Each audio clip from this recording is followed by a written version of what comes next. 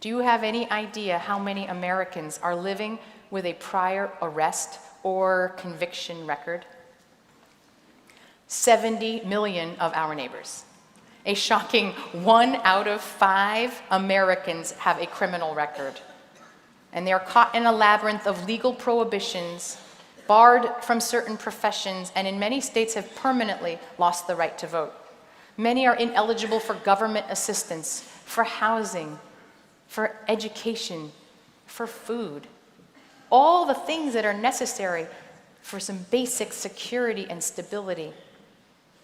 And society openly stigmatizes and discriminates against them as well. We have not forgiven them. Is it a surprise that nearly 80% of the formerly incarcerated will go back to jail within 5 years of their release? Without giving returning citizens the supports that they need, we're turning every sentence into a life sentence. Evie Litwok knows this truth well. She's the child of 2 Holocaust survivors. At 60, she was convicted for tax evasion and spent 2 years in 2 federal prisons, including stints in solitary confinement. She described the degrading procedures of daily prison life, the threats of sexual violence, the harsh work conditions. Even then, she said, being released from prison was harder than being in prison. I was handed a Greyhound bus ticket and $30. There was no place for me to go.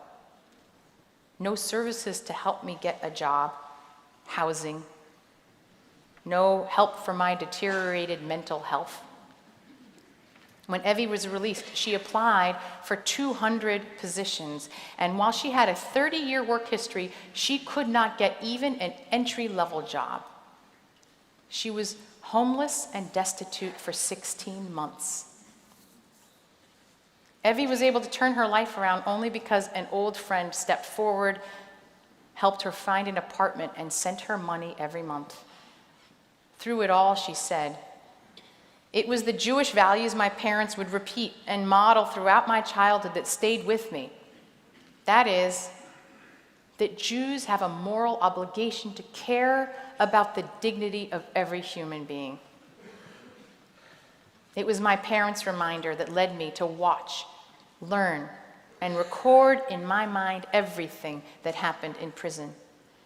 And Evie's Jewish response was starting an organization called Witness to Mass Incarceration, which gives voice to formerly incarcerated women and LGBTQ individuals and helps them re-enter society. I'm also very honored that Evie is with us today as well.